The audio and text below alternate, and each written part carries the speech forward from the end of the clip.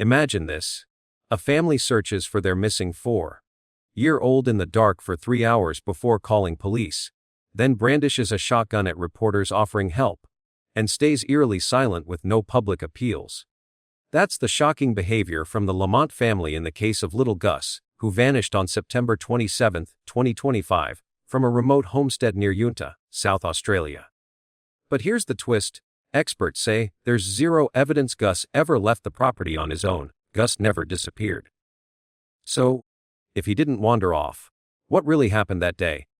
Stick around as we break it down. The Lamont's secrets. First, I want you to answer a question. If your child got lost, what would you do? Would you immediately alert authorities, rally every possible helper, and share every detail to bring them home?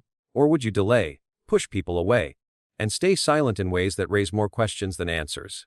The family delayed reporting Gus missing for a full 3 hours after nished around 5:30 p.m. on September 27, 2025. Gus had been playing on a dirt mound outside his grandparents' remote homestead near Unta, South Australia, a vast sheep station called Oak Park that's isolated along the Barrier Highway. His grandmother, Shannon Murray, was inside caring for his younger sibling while Gus was last seen at about 5:00 p.m. When she called him in for dinner half an hour later, there was no sign of him, no response to her shouts, no footprints leading away, nothing. Instead of calling police right away, the family, grandparents Shannon and Josie Lamont, along with other relatives present, conducted their own search. They said that they scoured the immediate area, checking dams, sheds, and dirt paths around the property. This went on for 3 hours, pushing into the evening as the sun set around 6:15 p.m., meaning at least 2 hours were spent searching in near total darkness, with no lights mentioned beyond perhaps flashlights. Only after that did they notify authorities. This delay stands out because in a remote outback area where dangers like wildlife, rough terrain, and dropping temperatures at night could quickly turn fatal, for a small child, every minute counts. Yet the family chose to handle it internally first, which could have allowed potential evidence to be disturbed or overlooked before professionals arrived. It raises the possibility that this wasn't just caution but a deliberate pause to manage the situation on their terms, perhaps to align stories or assess what might be found, rather than opening it up immediately to outside eyes. Adding to this, the grandparents Shannon and Josie Murray, Josie being the transgender grandmother involved, turned away well-meaning strangers who showed up offering to help with the search. In the days following the disappearance, as word spread about the missing boy, locals and others familiar with the harsh outback environment arrived at the property, ready to join the effort. They wanted to calm the land, perhaps bringing their own knowledge of the area or tools to assist. But the grandparents shut down these interactions abruptly. When asked about Gus or how they could contribute, the responses were dismissive, effectively sending people away without letting them participate.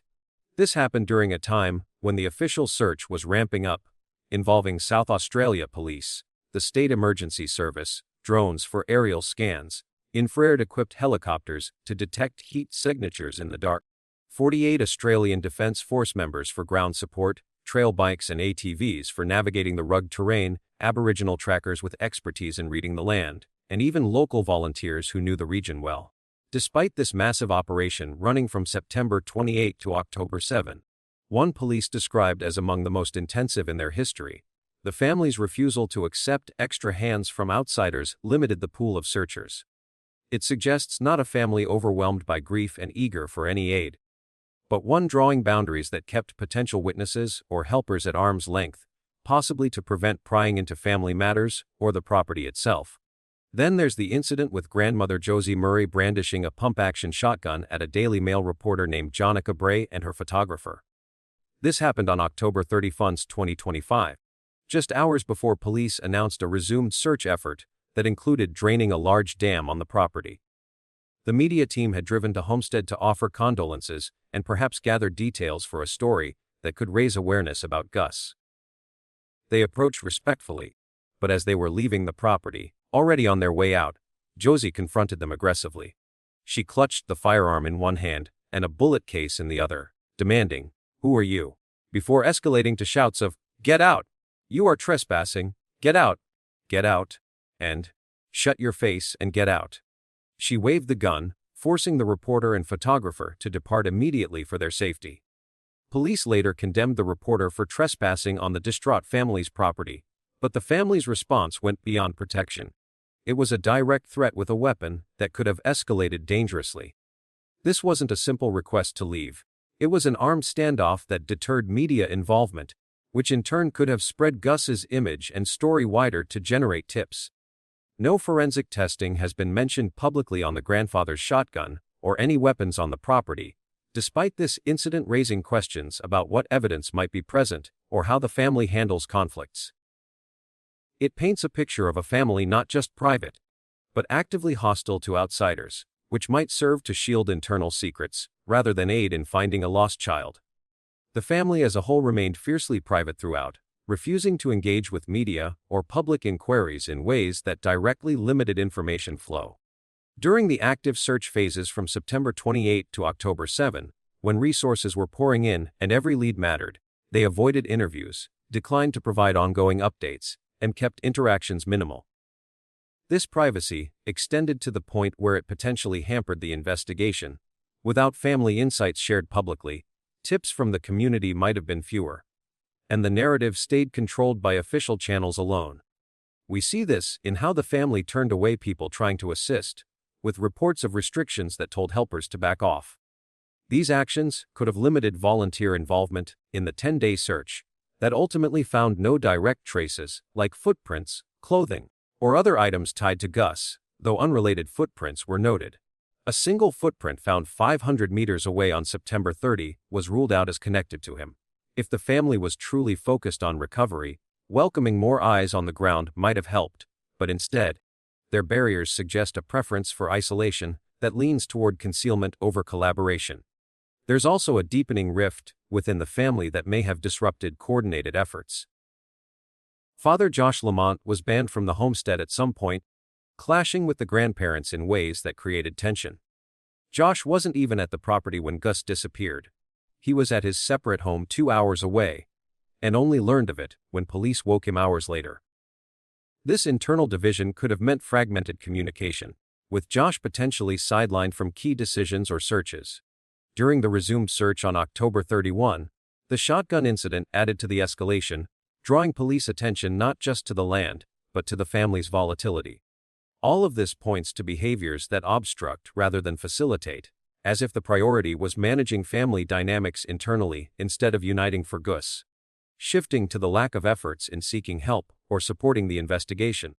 There were no public appeals from the family for information or assistance, even as the case gained international attention. In a situation where a young child vanishes in the Outback, families typically flood the public with pleas. But here, they released only one photo of Gus, and not until 6 days after he was last seen. This delay in sharing even basic visuals meant lost opportunities for sightings or recognition in the critical early window. The family didn't organize or lead any additional searches beyond their initial 3-hour effort on the night of the disappearance. No reports indicate they participated extensively in the official operations, which were massive but ultimately scaled back to recovery mode by October 7 and fully ended by October 16 after draining 3.2 million liters from a dam 600 meters away yielded nothing. Instead of pushing for more resources or community involvement, they stepped back, leaving it to authorities. Overall, the Lamont's behavior was clearly strange, and like they were trying to hide it. However, from an insider's perspective, there would be reasons to explain their strange behavior. Analyzing these strange points against typical patterns in missing persons investigations, families usually engage actively right away. They issue public appeals, share photos and details immediately to mobilize community support, and cooperate fully with media and volunteers to expand search efforts. Here, the Lamont family's delay in reporting, refusal of outside help, and lack of appeals deviate sharply, potentially slowing the spread of information and cutting off public involvement that could surface leads. In common models, families provide detailed statements to police early, including precise timelines and descriptions, to help reconstruct events. The family's minimal public sharing and undisclosed interactions with investigators break from this, hindering transparency and eroding trust in the process. Another potential reason in standard models is a belief that public involvement only complicates things, adding stress without guarantees. Here, a past traumatic incident in 2009 plays into this. That year, a violent criminal siege occurred near their property when a fugitive named Malcolm Naden, wanted for murders, hid out in the area. He was on the run, and the intense police manhunt, complete with helicopters, ground teams, and media swarms, turned the family's quiet life upside down. The coroner's findings later highlighted a sense of betrayal by authorities, as the family felt unprotected and exposed during the ordeal. This shattered their sense of security and likely fostered a deep preference for privacy, avoiding the media circus to prevent reliving that invasion. Other reasons could include distrust of authorities from those perceived past failures, where the 2009 event left lingering resentment toward official interventions. Internal conflicts might fragment a unified response, with rifts like Josh's ban from the homestead scattering efforts. Or emotional shutdown from grief could make any engagement feel impossible, leading to isolation. The family's choice to remain holed up and silent aligns with patterns where prior experiences condition an avoidance of the spotlight, even if it risks being seen as obstructive, suggesting their actions protect something deeper than just privacy. To put this into perspective, imagine your 4-year-old vanishes at a remote Outback homestead.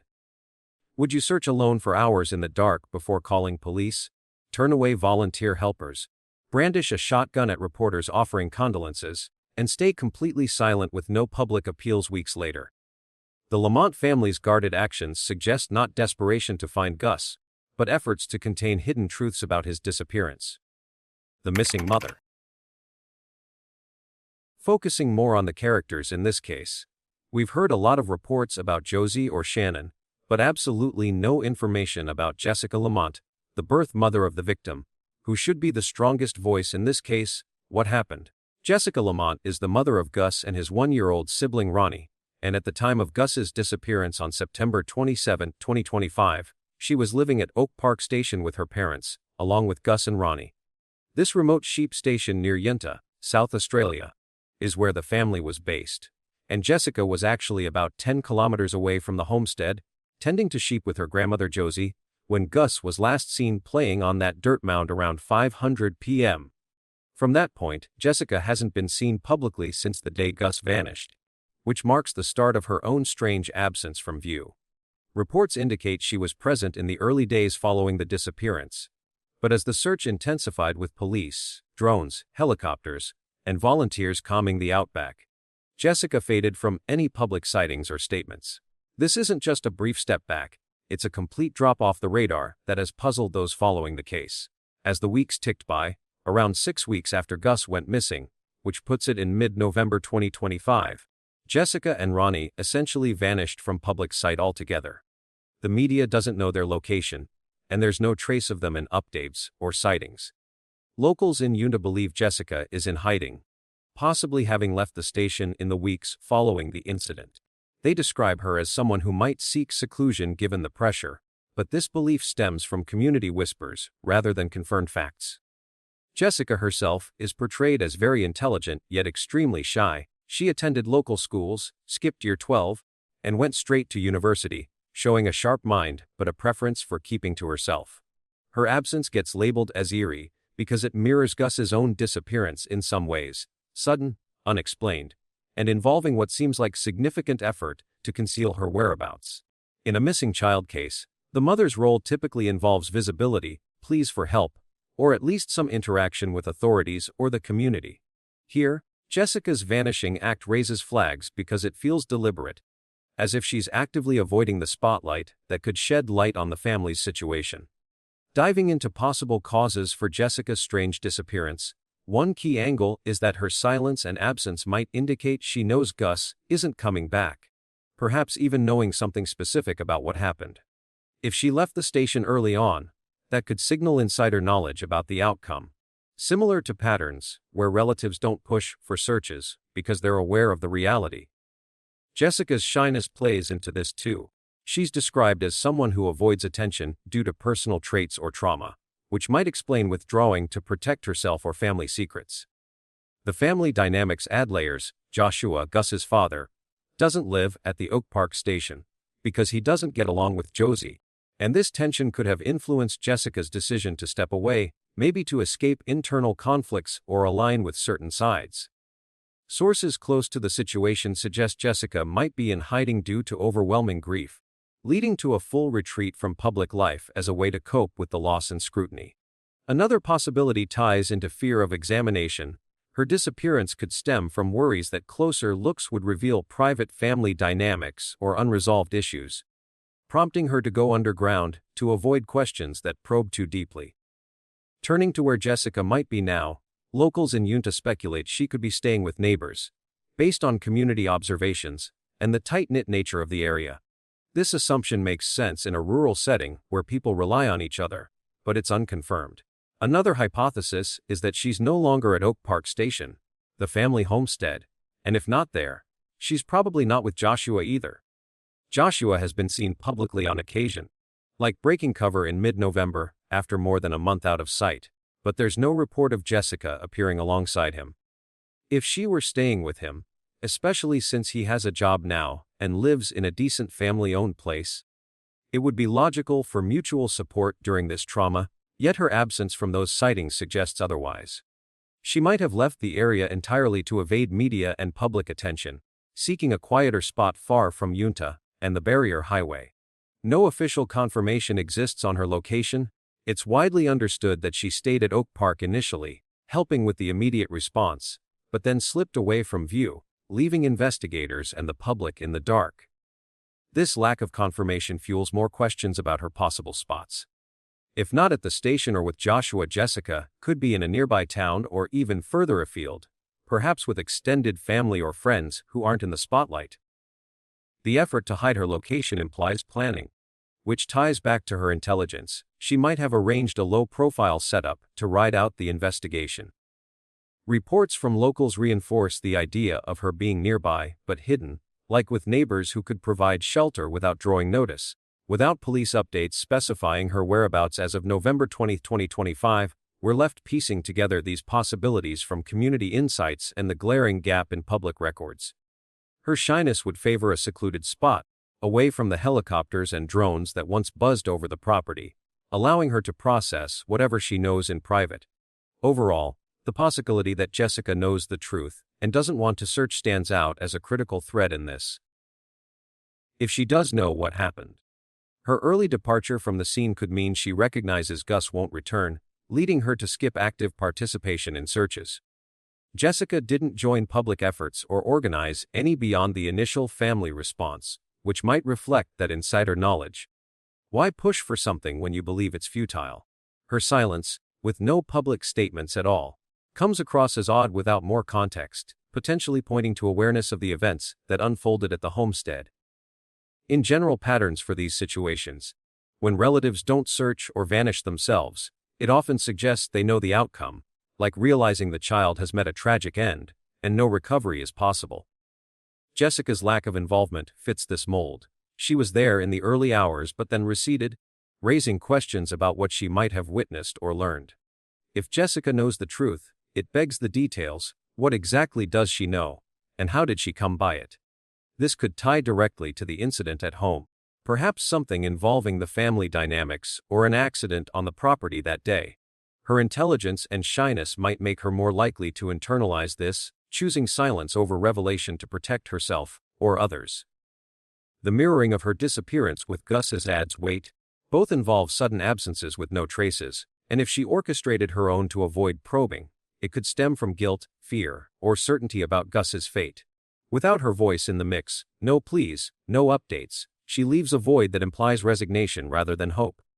Joshua's public moments contrast this. He's been spotted, albeit rarely, but Jessica's total blackout suggests a deeper withdrawal, one that aligns with knowing more than she's willing to share. For a larger viewpoint on the silence, it can more broadly opens up questions about Gus's living conditions and how he was treated at home.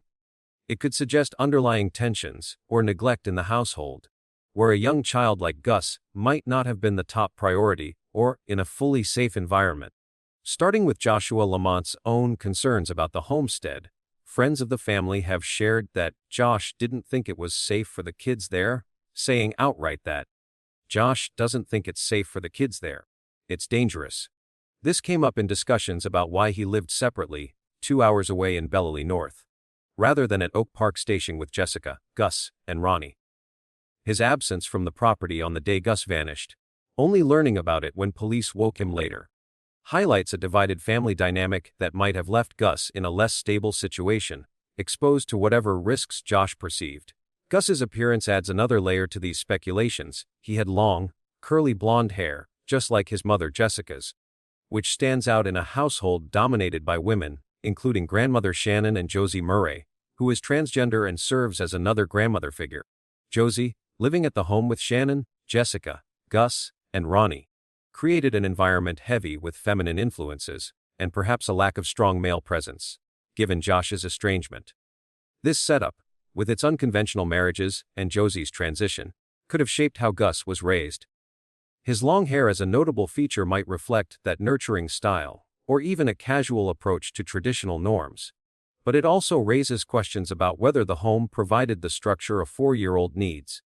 Jessica's silence might be masking how Gus was treated amid these dynamics, possibly tied to the dangers Josh flagged, like the remote Outback's hazards or internal family stresses that made the place unsuitable for children. To sum up, with irregular relationships and Josie's role as a transgender grandparent, it could have influenced Gus's upbringing in ways that prioritized adult issues over child safety. Jessica's absence and ongoing quiet could indicate that Gus lived in an unstable setting, where Josh avoided staying due to clashes with Josie. Reports note he was even banned from the homestead at times. If tensions ran high, Gus might have been caught in the middle, his care potentially inconsistent. We see this in how the family handled the disappearance. Initial search by grandparents alone, delays in reporting, and no unified front afterward.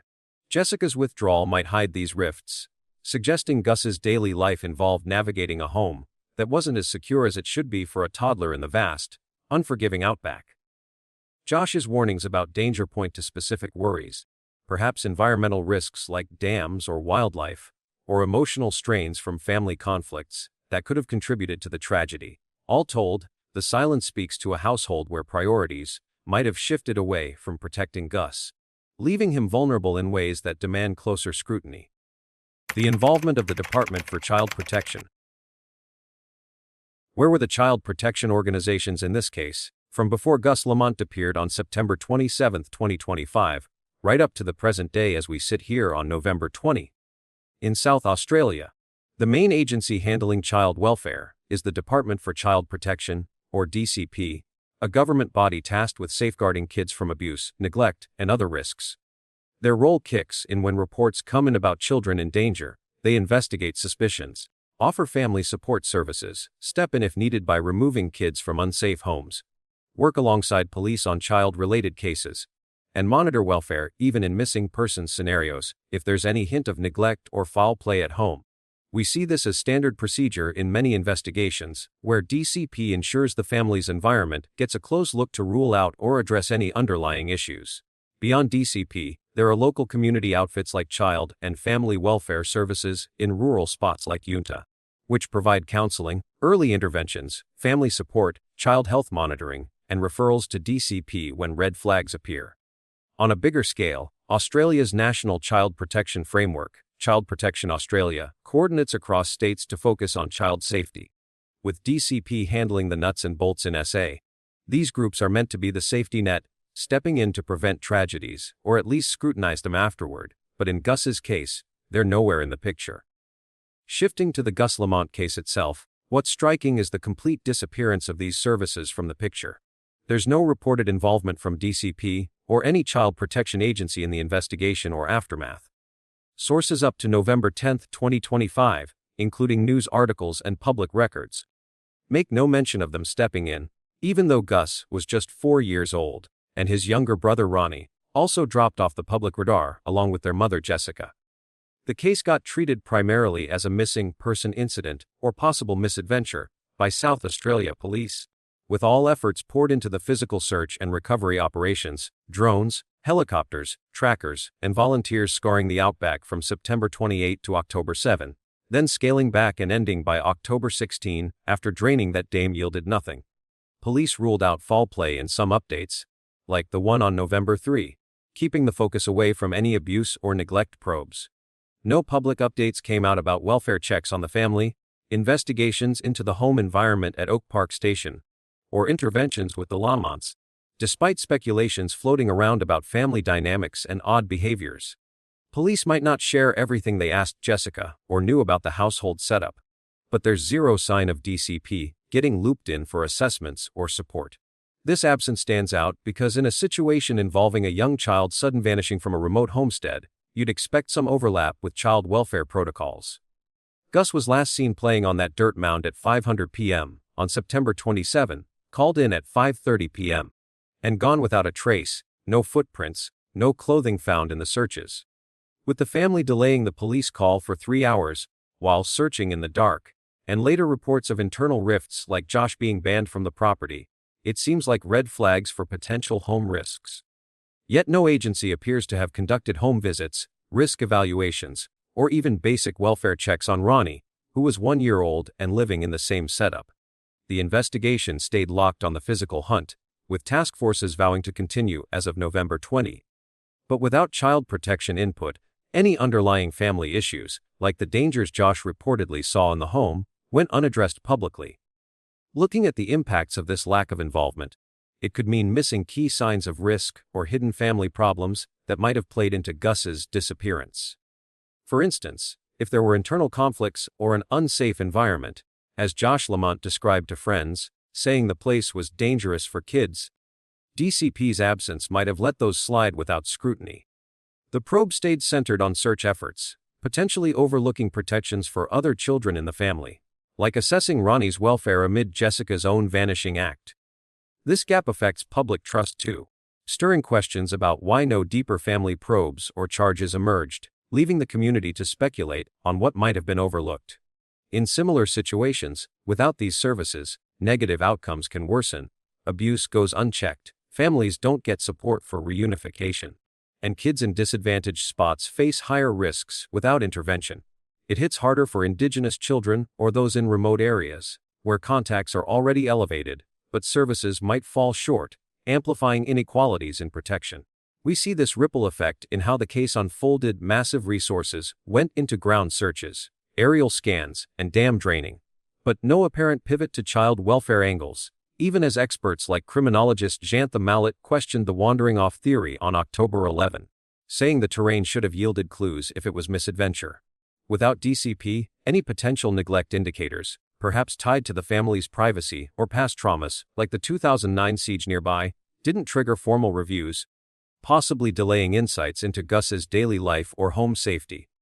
This could leave Ronnie exposed if similar risks exist, and it undermines confidence in the system, as people wonder why a 4-year-old's case didn't automatically pull in protection agencies for a fuller picture. Turning to criticisms about the lack of attention to remote areas like where Gus lived, there's plenty aimed at the cultural incompetence in mainstream services, especially in rural and outback spots, leading to inequities for Indigenous kids.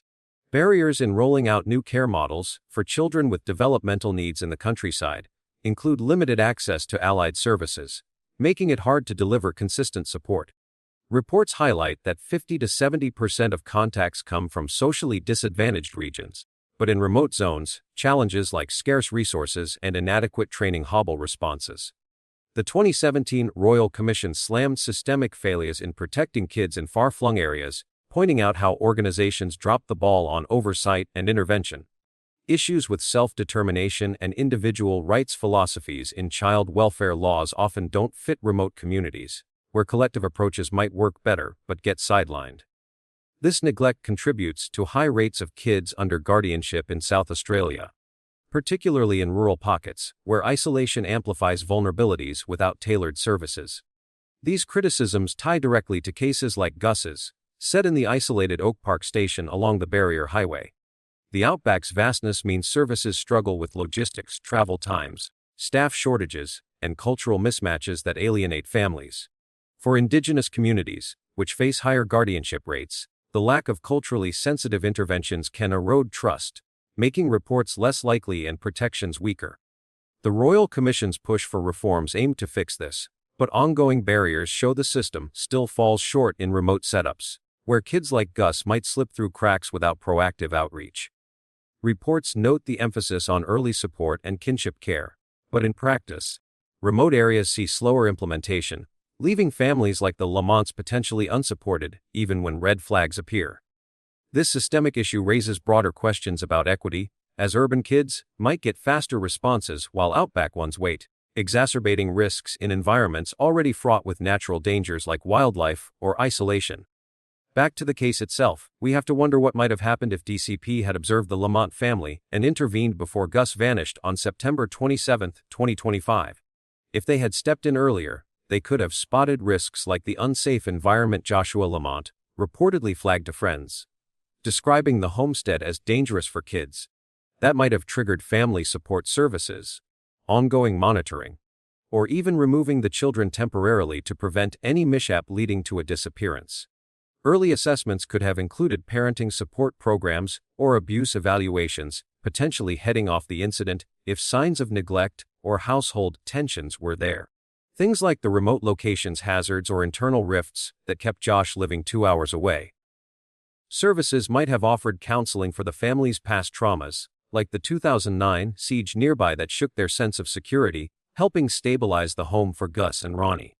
But this hypothetical isn't very feasible, as there's no evidence of prior family issues being reported to authorities. The case got handled strictly as a missing person scenario from the start, with police focusing on search efforts rather than welfare probes, and no pre-existing red flags on record to justify intervention. It would only be possible if someone had filed a notification beforehand, maybe a neighbor or relative spotting concerns, but nothing like that surfaced, making preventive action unlikely without a trigger. In similar situations we've looked at, early interventions have saved lives by addressing brewing problems.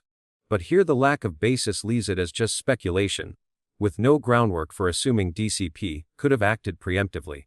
Shifting to whether these child protection organizations and systems are really fulfilling their roles, the answer leans toward no, with ongoing criticisms highlighting gaps.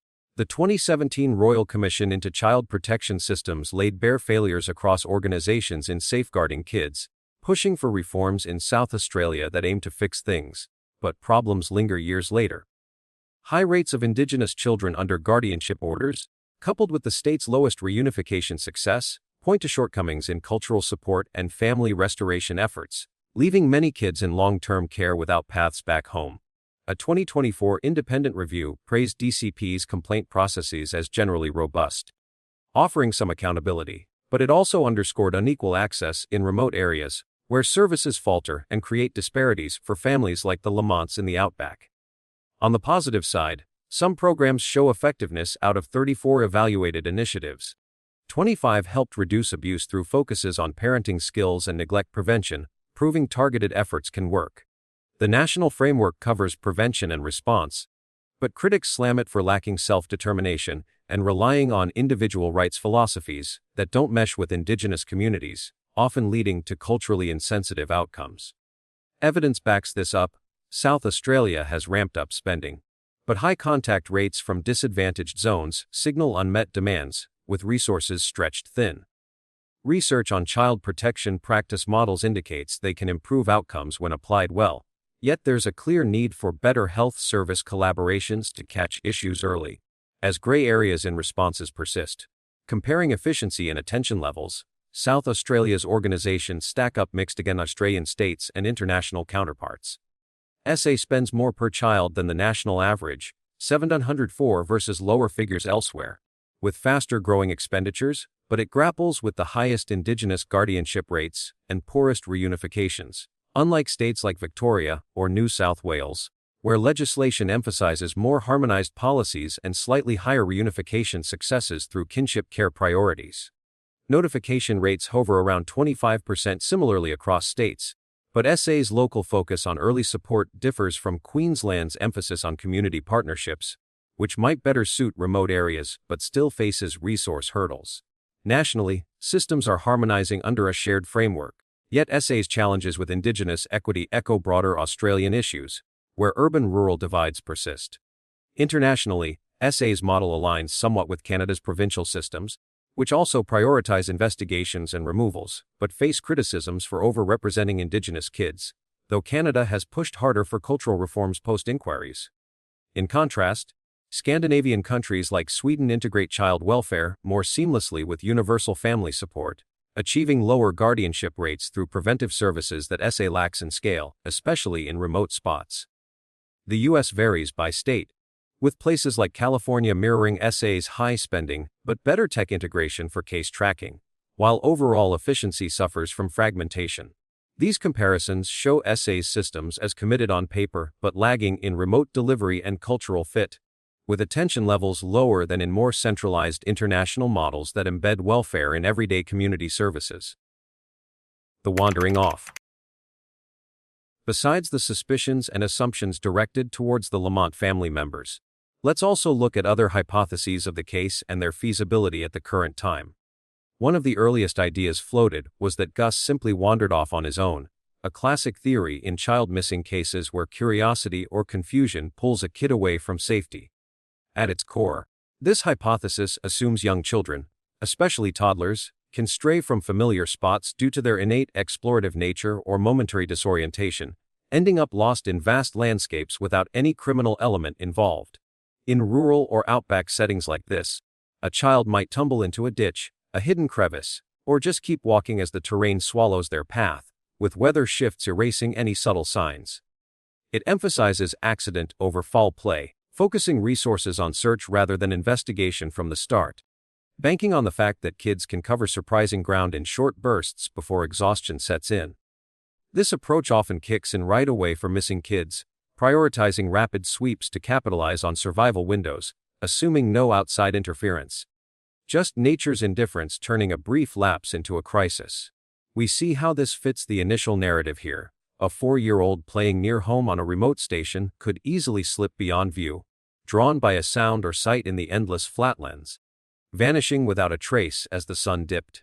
The theory leans on real patterns from similar incidents, where small bodies blend into the environment, and searches turn up empty because the child moved farther than expected in panic or play. It's a straightforward explanation that avoids jumping to darker conclusions, allowing teams to deploy drones, trackers, and volunteers without the weight of suspicion hanging over the family.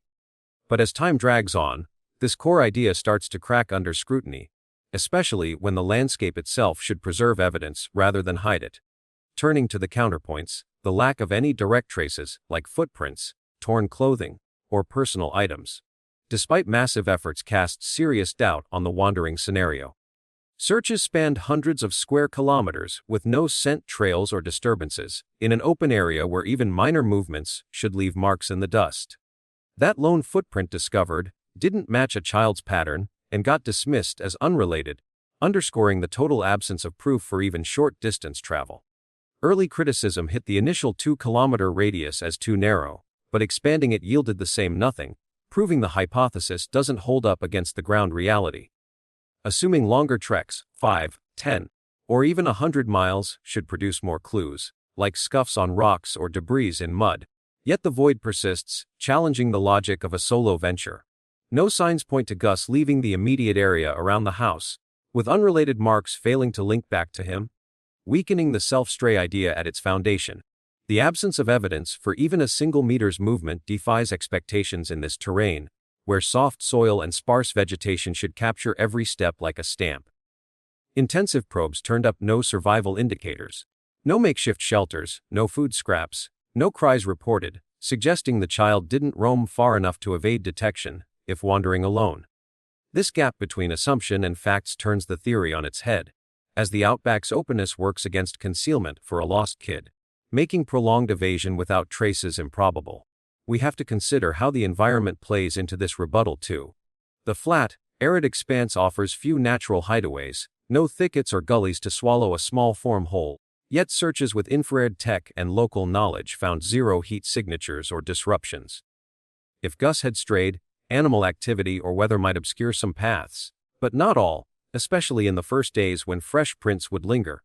The shift to recovery mode implied a grim outlook, but without confirming remains or finality, it highlights how the lack of any wandering proof pushes back against the hypothesis harder than ever.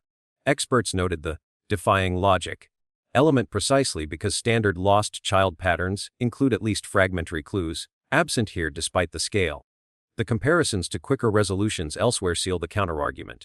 In that U.S. cornfield case, A similar aged child got located fast through audible cries and a dog's company, elements missing entirely for Gus, no barks trailing him, no echoes in the night.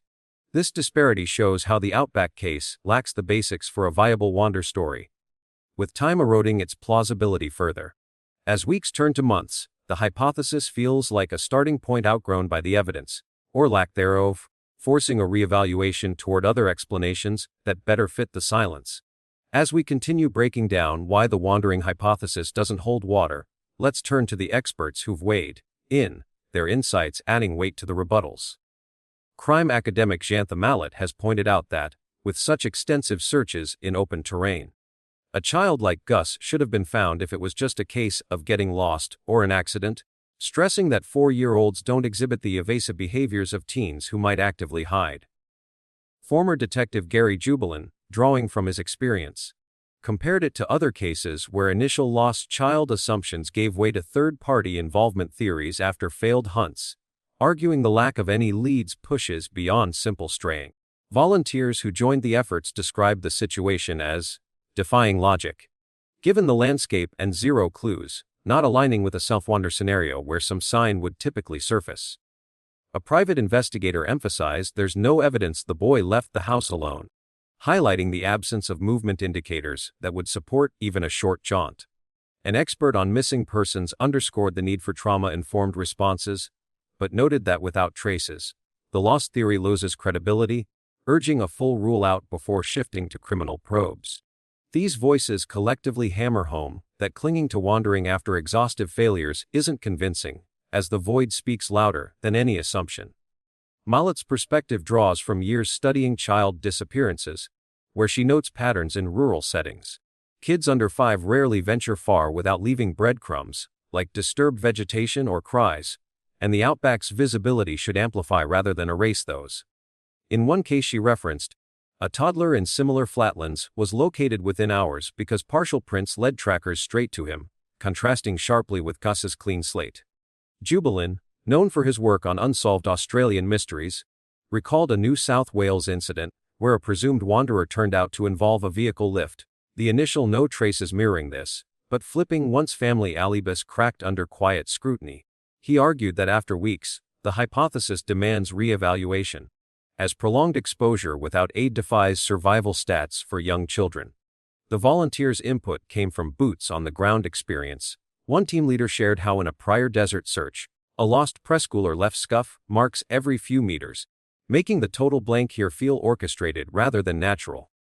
That private eye, with decades in the field, cited stats from Outback recoveries where even dehydrated kids left faint trails, insisting the zero here points away from solo movement.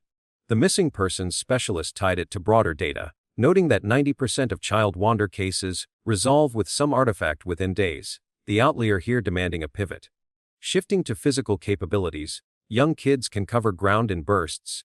A 3-year-old once dashed a kilometer over gravel in under an hour during a documented playground escape, fueled by adrenaline and fear, but late afternoon timing and encroaching dusk limits sustained travel. That window from 5 p.m. onward would dim visibility, slowing a toddler to a crawl or halt as shadows lengthened, making extended jaunts unlikely without light or landmarks. The lack of footprints in the mud within a 1-kilometer radius torpedoes far travel ideas, as greater distances should multiply evidence like trampled grass or snagged fabric, yet the searches revealed none. Survival odds plummet in the Outback's extremes. Temperature swings from scorching days to freezing nights, no natural water sources nearby, and scant edible plants mean a child would succumb quickly without intervention, rendering long-term wandering implausible without traces of struggle or shelter attempts. That gravel dash story unfolded in a rural Queensland park back in 2018, where the boy bolted from his caregiver during a picnic, racing along a path before collapsing exhausted near a creek. The rescuers followed a tiny shoe print straight to him, highlighting how even panicked runs leave paths in forgiving dirt. Here, the contrast is stark. No such trail emerged despite softer soil that should imprint easily, suggesting no run at all. Experts calculate average toddler speeds at about 2 miles per hour max in bursts, dropping in unfamiliar dark, so covering meaningful distance post-sunset strains belief without audible or visual cues reported. The Outback's dehydration risk kick in fast, kids lose fluids quicker than adults, and without signs of foraging or resting spots, the hypothesis falters further. As survival beyond days without aid hits near zero in those conditions, we have to factor in daily rhythms too. A child might bolt initially but tire rapidly as light fades, seeking familiarity rather than forging ahead blindly. In a documented Victorian bush case from 2020, a similar aged girl wandered half a kilometer before curling under a log, her whimpers guiding searchers. Again, prints and broken twigs marked her path. Gus's silence, no echoes in reports, no disrupted foliage, paints a picture where movement never happened or was erased. But the theory assumes organic loss, not intervention. Temperature data from the area shows nights dipping to single digits Celsius, lethal for an exposed tot without layers, amplifying why prolonged survival without clues defies stats. These elements collectively erode the wander core, as the Outback's harshness demands evidence for any extended jaunt, and the blank canvas here tells a different story. The rebuttals build a wall against the hypothesis, from expert dismissals rooted in patterns to capability limits that don't align with the timeline. Mallet and Jubilin's comparisons to resolved cases underscore the anomaly, where typical wanders leave breadcrumbs this one swallowed whole. Volunteers' frustration with the logic-defying void echoes the investigators' insistence on no solo exit signs, while survival math seals it. Short bursts possible, but not without remnants in this terrain. That Queensland gravel tail and Victorian bush recovery illustrate the norm. Traces lead home, their absence here flipping the script toward other forces. As probes deepen, these points demand we look beyond simple straying, the evidence, or lack, pushing for reevaluation in a case that's anything but straightforward. The missing persons experts' data on resolution rates further hammers this, with most under 5 wanders wrapping in hours via visible paths. The outliers often involving water or vehicles, not empty air. In a Western Australian incident from 2019, a boy Gus's age strayed into dunes, leaving sand impressions that guided choppers straight to him alive after a night. The parallels stop at the age, as Gus's case lacks even that initial imprint. Dusk's role can't be understated. Kids freeze in dark unfamiliarity, curling up rather than pressing on, yet no such huddled spot emerged despite infrared scans. Dehydration timelines show symptoms hitting within hours, collapse by day 2, making undetected multi-week survival a fantasy without aid. These realities stack against the core assumption, turning what started as a logical first step into a strained holdout, as facts mount otherwise. Benjamin's update. Besides the wander-off hypothesis, one theory that got talked about a lot in the early days of the case was abduction, and surprisingly, we had a suspect right when the investigation kicked off, a man named Benjamin, sometimes referred to as the Wild Eye, in some reports based on descriptions from witnesses who saw him driving erratically. Benjamin is a 40-year-old man who went missing, with no surname publicly released by authorities. He vanished on September 26, 2025, just one day before Gus Lamont disappeared on September 27, 2025, from his grandparents' remote homestead near Uinta, South Australia. A 2006 Hyundai Getz with Western Australia license plates reading Footy G659 was found abandoned in thick scrub about 10 kilometers off the highway at Wirramina, South Australia. South Australia Police launched a large-scale search involving State Emergency Service volunteers, drones for aerial coverage, and local trackers to follow any signs on the ground. They located footprints and other traces leading away from the car into the bush. But Benjamin himself wasn't found despite the efforts. Reports came in from several truck drivers who spotted him driving erratically near Glendambo, which added to the odd details surrounding his case. No information has been shared about his full name, family status, or why he was in that area at the time, details that remain under wraps even as the investigation continues. As of November 20, 2025, Benjamin is still missing, with no new updates on recoveries or resolutions. Police have put out calls for public information, urging anyone with tips to come forward. His disappearance happened in the far north of South Australia, while Gus's was near Uinta. But the timing and relative geographic proximity, both in remote outback regions, have fueled connections and discussions. We pulled together these details from police statements and news reports that emerged in the weeks following both incidents. The car discovery stood out because it was hidden in dense vegetation far from any road, suggesting it wasn't a simple breakdown. Trackers followed the footprints for a distance, but they petered out without leading to Benjamin or any clues about his fate. The erratic driving reports described him swerving or behaving unusually on the Stewart Highway, which runs through those isolated stretches, but no one reported seeing him after that.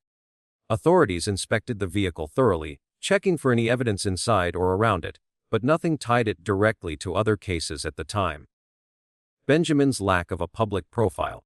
No photos released initially, no appeals from family, kept his story low-key compared to Gus's, which drew international attention with massive searches involving police, military personnel, and volunteers. By mid-October, as Gus's search scaled back after 10 days without traces like footprints or clothing, Benjamin's case lingered unsolved, with police treating it as a separate missing person inquiry. Updates trickled out, like appeals for dashcam footage from the highway, but no breakthroughs. On November 3, police reiterated no foul play in Gus's case, which indirectly affected views on any links to Benjamin. As we approach 2 months since both vanishings, Benjamin remains unaccounted for, his car the last solid lead in his own mystery. This brings us to the hypotheses swirling around Benjamin, positioning him as the last clue in the abduction theory for Gus. One main speculation links him directly to Gus Lamont's disappearance. Benjamin could have been involved in abducting Gus, given the close timing and his car abandoned in a nearby region, potentially used as the getaway vehicle. Some online discussions pushed this, suggesting the Hyundai Getz might have been ditched after a snatch and grab, with Benjamin vanishing to cover tracks. Another angle posits Benjamin as a victim of the same event or accident that befell Gus, though no evidence supports a shared incident, like a natural disaster or third-party involvement. Police did examine Benjamin's car for any connections, but found nothing linking it to Gus. No items from the Lamont property, no DNA matches reported, nothing to bridge the cases. Some theories draw from expert input, like former detective Gary Jubelin comparing Gus's case to William Terrell's, where he suggested Benjamin might have wandered into the area and played a role in an intervention, a term for outside interference leading to the child's removal. Others speculate Benjamin could have witnessed Gus's vanishing, or been somehow tied to it, perhaps stumbling upon the homestead while lost, but police rulings against foul play in Gus's disappearance undercut that. The overall guessworm's Benjamin's missing status, as the final thread in the abduction narrative, with his abandoned car signaling suspicious activity, like fleeing after a crime or hiding involvement. These ideas cropped up quickly after the car find, with reports in early October highlighting the coincidence. For instance, truckers' accounts of Benjamin's wild driving painted him as unstable, fueling notions he might have been on the run or erratic enough to commit an opportunistic act. Jubelin's comments came in media interviews, where he noted the open terrain should have yielded clues if Gus wandered off, shifting suspicion to possible human involvement. And Benjamin's proximity in time made him a convenient fit. Online forums ran with it, posting maps showing Wiramina's distance from Yunta, about a few hours' drive, arguing it was close enough for a link. One story detailed how police initially probed the car for child-related items but came up empty, quashing early buzz. Still, theories persisted. Maybe Benjamin abducted Gus, hid him, then vanished himself to evade capture, or perhaps he was part of a larger scheme. No witnesses placed him near Oak Park Station, the Lamont homestead 43 kilometers off the main road via rough tracks, but speculation ignored that. Police appeals for Benjamin info ran parallel to Gus's, but without merging the investigations publicly. Now, assessing the feasibility of these hypotheses, the abduction link rates low overall. Police in South Australia ruled out foul play in Gus's case by November 3, 2025, with no evidence tying the two vanishings, no shared witnesses, no forensic matches from Benjamin's car to the Lamont property. The locations differ. Benjamin's in the far north, Gus's near Yunta, separated by significant outback distance that doesn't align for easy connection. The idea Benjamin specifically abducted Gus scores very low. No abduction traces like tire marks at the homestead or sightings of the Hyundai nearby, and extensive searches, drones, helicopters, trackers, found nothing indicating Gus left the property. As private investigator Ken Gamble noted, no evidence Gus ever departed on his own or otherwise. General abduction theories involving Benjamin aren't highly feasible either, since the Lamont homestead sits 43 kilometers from the highway on rugged roads, making a random kidnapping improbable, and police stuck to the wander-off focus after ruling out sinister elements. The notion Benjamin was a victim of the same event holds low probability too, with no common evidence like environmental factors affecting both, no storms, no shared paths documented. In total, these hypotheses lean heavily on online guesses and conspiracy angles. Their feasibility, dimmed by the absence of concrete proof and official statements keeping the cases separate. We examined these feasibility levels based on available reports and expert views. Gamble's input, from his experience, emphasized the logical gaps if abduction occurred. Clues like vehicle access or footprints leading away should exist, but none do for Gus, and Benjamin's footprints only trail off into bush from his car, unrelated. Jubilin's intervention idea draws from patterns in other cases, but without parallels here. No history of custody disputes or strangers reported at the homestead. It doesn't hold water. Police inspections of the gets turned up zero ties, and their appeals treat Benjamin as a standalone missing person, not a suspect. The timing coincidence tempts links, but geography weakens it. Wirramina to Yunta involves hours of remote driving, unlikely for a spur-of-the-moment act. Erratic driving reports suggest Benjamin might have been distressed or lost himself, explaining his own vanishing without involving Gus. As months pass without resolutions, these theories fade against the facts, but they highlight how proximity in Outback mysteries sparks endless what-ifs.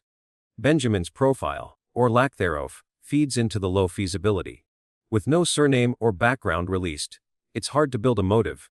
He could be a traveler from Western Australia, based on plates, but no family statements or prior records surface to suggest criminal intent.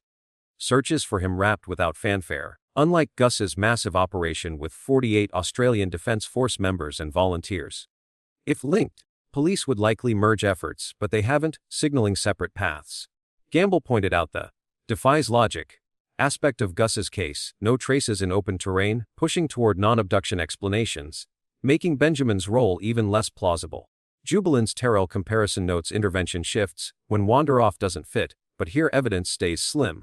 Overall, the hypotheses serve more as discussion points than viable leads, their low ratings rooted in evidentiary voids.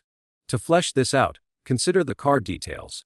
A standard Hyundai Getz, not modified for off-road or hiding, found in scrub but not concealed elaborately. Footprints suggest Benjamin walked away, perhaps disoriented, aligning with driving reports rather than post-crime flight. No child items inside per inspections, and no sightings placing him south near Yunta. For abduction feasibility, the homestead's isolation, family searched 3 hours before calling police, leaves a narrow window, and Benjamin's timeline puts him further north. Police's November appeals for both, without connecting. Reinforce separation. These elements stack against the theories, keeping Benjamin as a curious side note rather than central figure. We noted how media initially hyped the wild-eyed descriptor from truckers, implying instability, but it didn't lead to confirmed links. Reports from October 15 detailed fears of a connection, but by late month, focus shifted back to Gus's search resumption and dam draining, with Benjamin fading. As of November 20, no new ties emerged, solidifying low feasibility.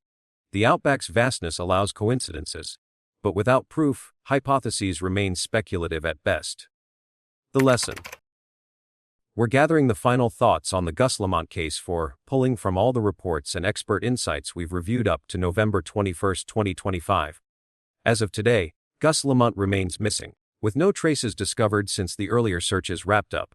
The active ground search ended on October 16, 2025, shifting to a recovery phase handled by the Missing Persons Investigation Section. South Australia Police maintain a dedicated task force, committed to not giving up and ready to return to the area if new leads emerge. There's no plan for a fourth search at Oak Park Station, as confirmed by police on October 31, 2025. Private investigator Ken Gamble has stated there's no evidence Gus ever left the homestead, based on terrain analysis and the complete lack of footprints. Experts like criminologist Xantha Mallet and former detective Gary Jubilee at the case as defying logic. Given the open landscape but zero clues, no clothing, no hat, nothing tied to the 4-year-old. A single footprint found on September 30, 2025, about 500 meters away was ruled unrelated to Gus. The dam 600 meters from the property got drained of 3.2 million liters of water in late October, but it turned up empty.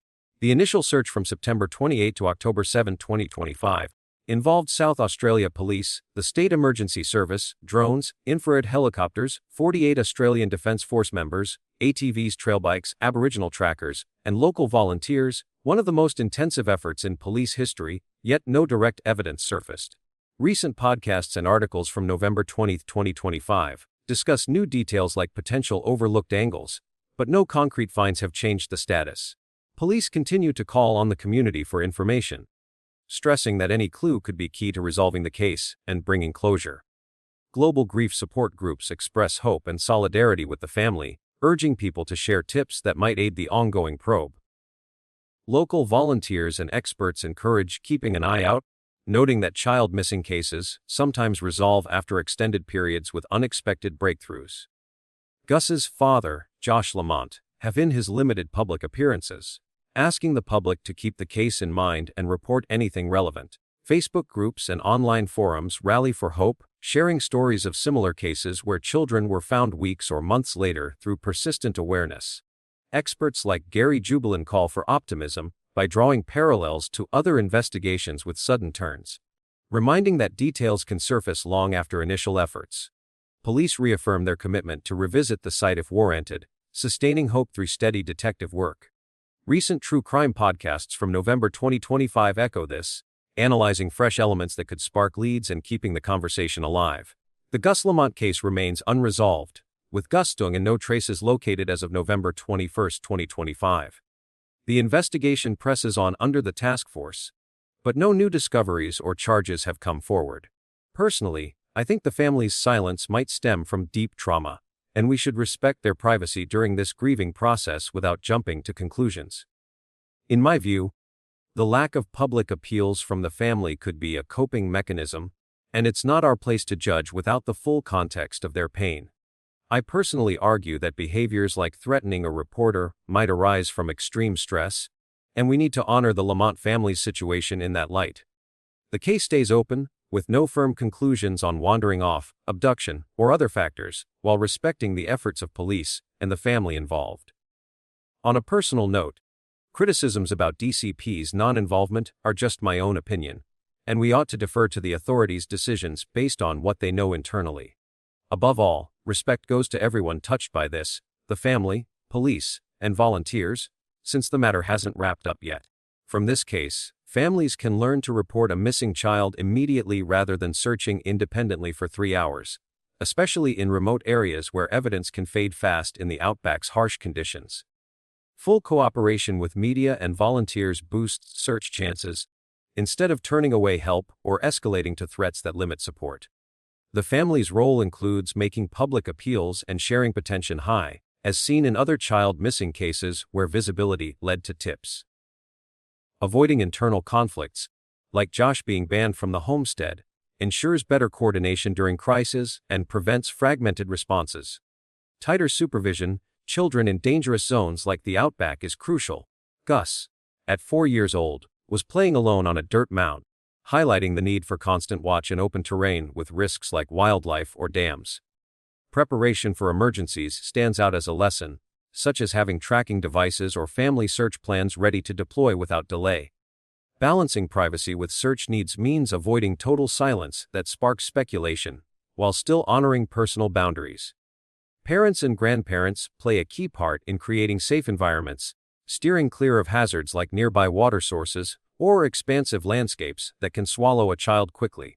From Jessica's silence, families learn to show mutual support publicly to sustain community hope and rally resources effectively. The Department for Child Protection, or DCP, in South Australia handles preventing and responding to child abuse and neglect, but didn't get involved in Gus's case. Their role covers investigating reports, removing kids from danger, long-term guardianship, and family reunifications.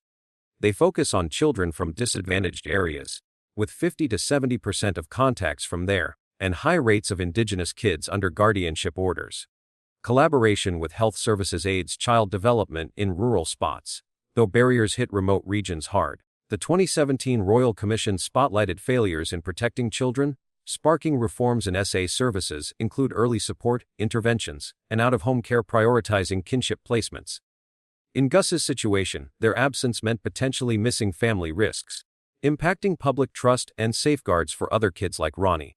Criticisms target neglect of remote areas lacking cultural competence, hurdles in new care models, systemic failures from the Royal Commission. Compared to other states, SA spends more than the national average, but has low reunification rates. It differs from New South Wales with its emphasis on harmonized policies. Internationally, SA mirrors Canada's high Indigenous representation, but lags behind Sweden's preventive universal support, or the USA's tech-heavy, but fragmented approach. They're not fully meeting their role. Royal Commission critiques ongoing failures, high Indigenous guardianship, remote access gaps. Some programs work well, 25 out of 34 reduced abuse through parenting and neglect prevention. The national framework lacks self-determination for Indigenous communities. Evidence shows SA's spending increase, but high contacts from vantage zones indicate unmet needs. Research notes effective models but calls for better health service ties to close gray areas. Solutions involve ramping up early observation and intervention in at-risk families to spot dangers, offering parenting support to prevent issues. In Gus's case, this wasn't feasible without prior reports, but it's viable if notifications come in ahead.